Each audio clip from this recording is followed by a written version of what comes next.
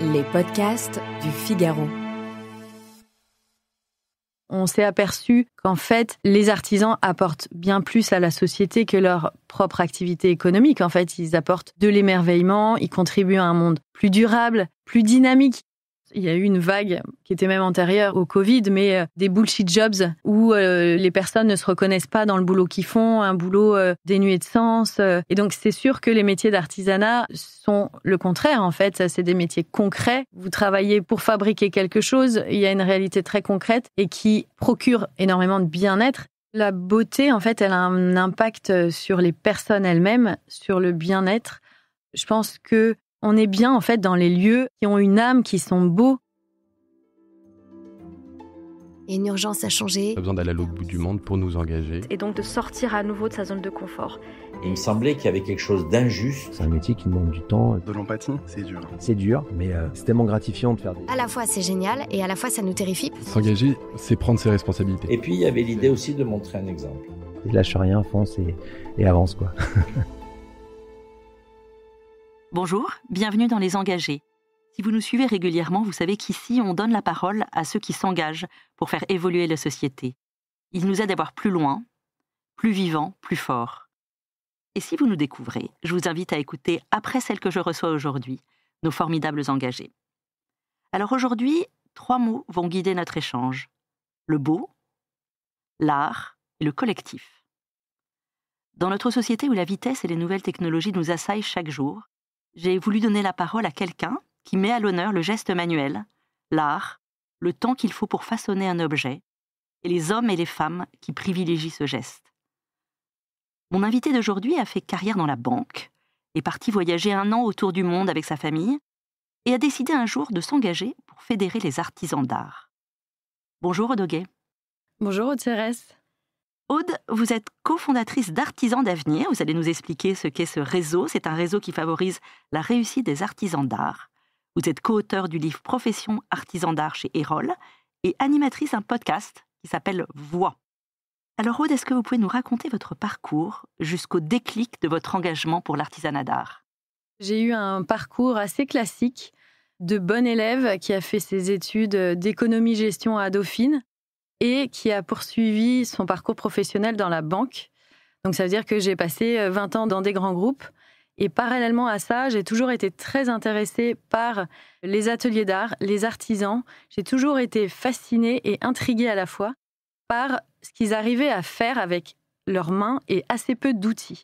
Donc j'ai toujours été intéressée par savoir comment ils avaient appris leur savoir-faire et aussi comment ils avaient développé leur entreprise. Donc c'était vraiment une curiosité à côté de mon parcours professionnel. Est-ce que vous-même, vous créiez, vous avez un don pour l'artisanat ? Alors, je ne pense pas avoir de don pour l'artisanat. En revanche, j'ai eu l'occasion de m'arrêter plusieurs fois. J'ai eu plusieurs enfants, plusieurs congés maternité. À chaque congé maternité, je profitais de ces moments-là pour m'initier à la couture. Je me suis initiée à la reliure, je me suis initiée à la céramique. Donc oui, je me suis initiée à pas mal d'artisanat à titre vraiment purement loisir. Mais ça m'a permis quand même de nourrir cette curiosité pour ces métiers-là. Et puis, à un moment, vous larguez les amarres avec votre mari et vos 4 enfants et vous partez à l'étranger pour 1 an. Effectivement, donc ça, on était en 2016. Mon mari avait vendu sa boîte. J'allais démarrer un congé maternité pour notre 4e enfant et donc on s'est dit, c'est un bon moment pour partir voyager en famille. L'idée était, pour mon mari, de chercher des inspirations pour recréer une boîte à son retour en France. Et moi, mon envie était de partir à la découverte des artisans d'art là où on allait, pour comprendre quelle place avaient les artisans, en fait, là où on allait. Quelle est la rencontre qui vous a le plus marqué au cours de cette année qui a été consacrée, à la fois, j'imagine, à la gestion de vos enfants, mais aussi à la rencontre de l'autre, d'autres cultures, d'autres manières de faire et de voir l'art et l'artisanat ? C'est vrai que par rapport à mes grandes ambitions de rencontrer des artisans d'art, j'ai été un peu rattrapée par la vie familiale qui était quand même intense, avec 4 enfants en voyage. Mais ce qui m'a le plus marqué, c'était notre dernière étape, c'était à New York. Et à New York, j'ai trouvé que c'était foisonnant de concepts autour de la créativité, l'artisanat. Les artistes avaient une grande place. Et donc, j'ai été dans pas mal de workshops où on apprenait à créer. Il y avait des ateliers d'initiation. J'apprenais à créer une bague. Et par ailleurs, il y avait des bijoutiers qui étaient installés, des créateurs qui avaient leurs établis dans ces mêmes lieux. Donc il y avait en fait une mixité entre le grand public qui venait pour s'initier, les créateurs qui y travaillaient, et j'ai trouvé que c'était assez intéressant. Et je dirais que voilà, ça a participé en tout cas à ce que j'ai créé à notre retour en France après notre voyage. Il n'y a pas vraiment donc de contradiction entre vitesse et artisanat d'art, ou est-ce que la vitesse entraîne le foisonnement d'idées et la création ?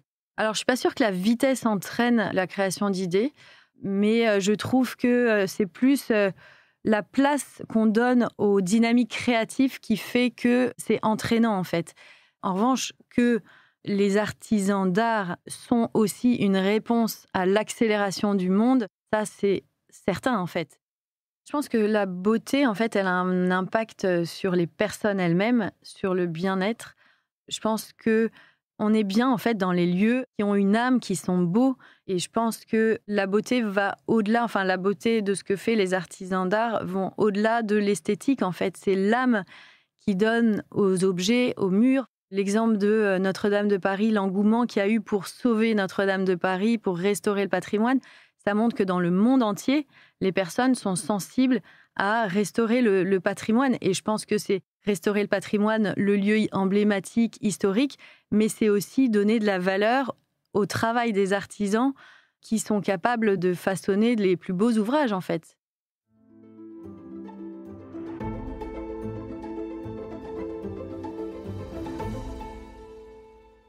Valoriser le secteur, c'est pouvoir susciter des vocations dans le secteur. C'est vrai que depuis la révolution industrielle, tout au long du XXe siècle, c'est des filières qui se sont appauvries parce que les filières générales ont été plus valorisées au détriment des filières manuelles. Et avec cette vague de consommation de masse, ça s'est accentué. Donc, forcément, le marché s'est aussi appauvri et on a perdu cet attrait pour les filières manuelles. Donc, les valoriser, c'est pouvoir avoir des enfants aussi qui vont vouloir s'orienter dans ces filières-là. Valoriser, c'est aussi avoir un impact sur le mode de consommation. Parce qu'en fait, on ne se rend pas compte, mais il y a énormément de pop-up, de marchés, où sont présents les artisans, et c'est très intéressant. Vous découvrez, vous rencontrez, vous échangez, vous vivez une vie autour du monde en larguant les amarres. Et puis, à votre retour en France, il y a un déclic, une question de votre mari, si j'ai bien compris. Alors, il y a eu un déclic, c'était pendant notre voyage, et c'est vrai que moi, j'étais partie pour m'inspirer, mais vraiment à titre de curiosité. Et un jour, mon mari me dit « Et toi, si tu avais une entreprise à créer, ça serait pour faire quoi ?» Et donc, face à cette question-là, je me suis dit finalement, cette rencontre que je trouve manquante un peu entre le grand public et les artisans d'art, je créerais quelque chose autour de ça. Le déclic, il est venu de là en me disant finalement, je vais réfléchir, je vais voir ce que je peux en faire de cette matière que je mûrissais depuis un certain temps. Et après, l'engagement est venu progressivement, en fait. C'est-à-dire qu'à notre retour en France, j'ai repris mon job à mi-temps et parallèlement, j'ai créé des ateliers d'initiation en travaillant avec des artisans qui animaient des ateliers pour faire entrer le savoir-faire dans le quotidien des gens. Donc, initialement, mon projet, il était là, c'était créer des ponts entre le grand public et les artisans d'art. Et c'est qu'après, avec la rencontre de Philippe Azet, qui est le cofondateur d'Artisans d'Avenir, qu'on a vraiment posé les bases de ce qui est devenu Artisans d'Avenir, un réseau qui favorise la réussite des artisans d'art. On s'est aperçu qu'en fait, les artisans apportent bien plus à la société que leur propre activité économique. En fait, ils apportent de l'émerveillement, ils contribuent à un monde plus durable, plus dynamique. Ils créent énormément de dynamique sur les territoires, sur les territoires partout où ils sont. Ils créent de l'attrait. Et ça nous a semblé très important de soutenir ce secteur-là pour tout ce qu'il apportait au-delà des aspects économiques auxquels il contribue. Et notre choix, ça a été de créer un réseau pour accompagner l'orientation vers ces métiers-là et accompagner aussi les artisans qui ont des entreprises à accélérer le développement de leur entreprise en développant un réseau des compétences professionnelles. Après, on a développé un réseau d'entraide qui va du réseau digital sur WhatsApp. Tous les jours, il y a des échanges sur tous les sujets, tout et n'importe quoi, aussi bien quel est ton transporteur que j'ai besoin de candidater à ce salon qui a déjà participé, qui peut m'aider sur le dossier de candidature. Enfin, c'est très varié. Et on crée des rencontres qui se passent en région parisienne, mais aussi on se déplace ailleurs. Donc, on a été à Lille, on a été à Nantes, on a été à Toulouse, à Nancy récemment, on va aller à Marseille. Et le but, c'est de fédérer les artisans d'art qui rencontrent aussi des professionnels, des acteurs locaux pour qu'ils les identifient et qu'ils puissent s'appuyer sur leurs pairs aussi localement. Voilà, ça, c'est les réseaux d'entraide. Et après, on a développé des formations. Une des forces qu'on dit de nos formations, c'est savoir faire travailler les gens ensemble et les faire dépasser leur syndrome de l'imposteur, le fameux syndrome de l'imposteur qui est très fort dans ce milieu-là, pour aller plus loin et développer mieux son projet. Pourquoi c'est très fort le syndrome de l'imposteur dans ce métier-là? Vous l'avez ressenti plus dans ce métier-là que dans la banque, par exemple, dans lequel vous avez passé une vingtaine d'années? Oui, notamment chez les entrepreneurs. On l'a dit, en fait, il y a de plus en plus de reconvertis dans ces milieux-là. Et les reconvertis ont ce syndrome en se disant, ces autres artisans, ils font ce métier depuis des années. C'est vrai que le savoir-faire met du temps à s'acquérir. Ça, c'est une réalité indéniable. Mais après, on peut progresser petit à petit comme dans n'importe quel métier. Et il n'y a pas de raison d'avoir un syndrome de l'imposteur dès lors qu'on fait les choses bien, avec un sens, avec un projet. Et je pense que c'est plus vrai, en tout cas dans ce milieu-là, parce que d'abord plus de reconversion dans le secteur et aussi on cherche quand on est entrepreneur à être singulier. Et cette singularité, on se dit toujours non mais le voisin il est mieux que moi en fait, ça se voit, c'est un artiste, il est hyper créatif, moi c'est moins bien. Mais parmi les plus grands, les plus talentueux, on a observé ce syndrome. Donc voilà, on essaie de travailler sur ces aspects-là qui nous semblent quand même assez importants.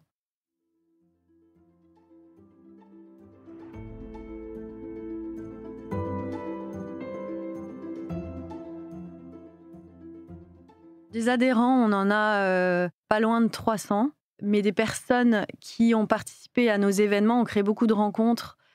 Et depuis 2019, où on a créé Artisans d'Avenir, il y a plus de 5000 personnes qui se sont inscrites à nos événements. Et on touche des personnes qui veulent s'orienter vers ces métiers-là, et on touche aussi des artisans qui sont en besoin d'inspiration, de recettes pédagogiques en fait, pour mieux développer leur entreprise. Donc, on touche quand même des professionnels ou des futurs professionnels et on se rend compte donc de l'engouement pour ce secteur-là. On a parlé, après le Covid, de nombreuses reconversions de jeunes très diplômés qui avaient fait, comme vous, de la banque ou de l'audit, du conseil et qui, tout d'un coup, avaient décidé de se reconvertir et faire de l'artisanat d'art. Est-ce qu'il y a toujours autant de reconversions aujourd'hui, en 2024 ? Nous, on observe qu'il y a toujours autant de reconversions parce qu'il y a toujours plus de personnes qui s'intéressent à ce qu'on propose. Mais cet engouement, il se poursuit. Et il se poursuit, je pense, il y a eu une vague qui était même antérieure au Covid, mais des bullshit jobs où les personnes ne se reconnaissent pas dans le boulot qu'ils font, un boulot dénué de sens. Et donc, c'est sûr que les métiers d'artisanat sont le contraire, en fait. C'est des métiers concrets. Vous travaillez pour fabriquer quelque chose, il y a une réalité très concrète et qui procure énormément de bien-être. Et c'est vrai que tous les artisans, et c'est pour ça que c'est un secteur extrêmement attachant, parce que les artisans qu'on rencontre sont tous des passionnés. Ils aiment ce qu'ils font. Ils sont à contresens de cette vague de je ne sais pas pourquoi je travaille, la dématérialisation, à quoi ça sert, à quel but.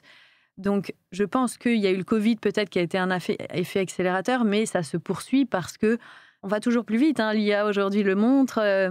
Et donc, c'est des métiers qui rassurent aussi.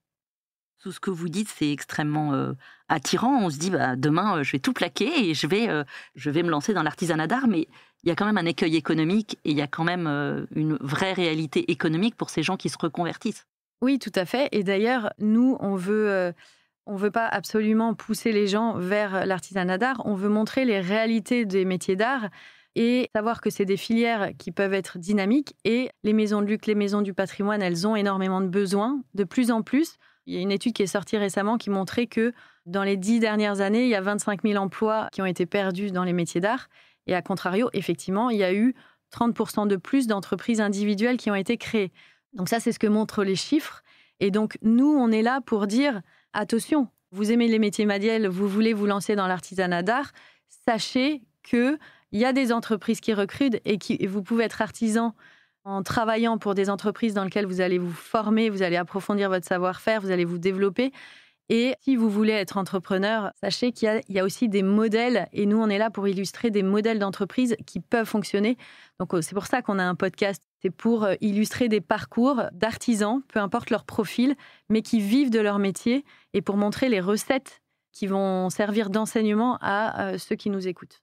Est-ce que vous pouvez nous partager des belles histoires de succès d'artisans d'art ? Alors, des belles histoires, je peux en raconter une récente parce qu'elle nous a pas mal touchés. C'est une céramiste qui s'appelle Sonia de Monchy qui a participé à notre première promotion de notre accélérateur qui s'appelle Impulser. Donc, il y a quelques années, il y a 3-4 ans. Et on l'a interviewée la semaine dernière parce que tous les mois, on traite d'un sujet et notre sujet du mois, c'était collaborer avec les architectes.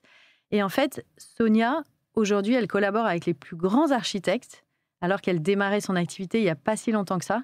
Je trouve que cette histoire est vraiment intéressante parce qu'elle avait un savoir-faire autour de la céramique. Ce qu'elle aime travailler, c'est la texture autour de la céramique. Donc, elle a vraiment développé cette singularité qui lui est propre et qui a intéressé des architectes. Et ce qu'elle nous a dit, c'est que grâce à Artisans d'Avenir, elle avait compris en fait qu'elle devait changer de positionnement.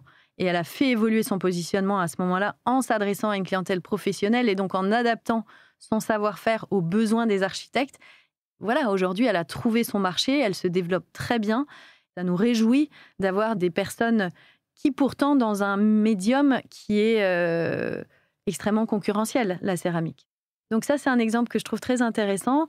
Un autre exemple que je trouve intéressant, c'est un peintre d'origine hongroise, en fait, qui s'est mis à travailler la texture autour du métal, de l'oxydation du métal, qui a commencé à créer des panneaux décoratifs extrêmement beaux. Et il s'est dit, non, mais je vais en faire quelque chose. Et tout le monde lui disait, non, mais laisse tomber, il n'y a pas de marché pour ça, tu n'arriveras jamais à en vivre.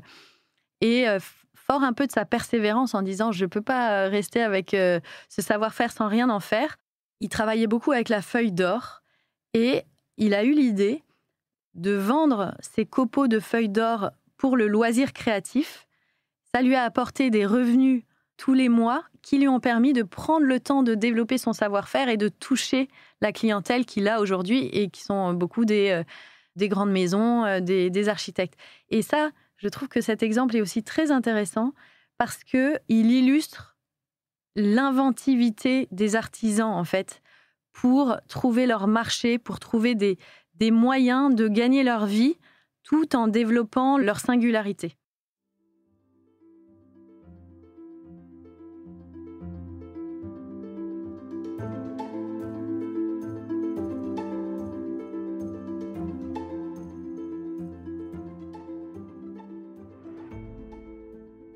Vous parlez de bonnes recettes pour faire évoluer son projet.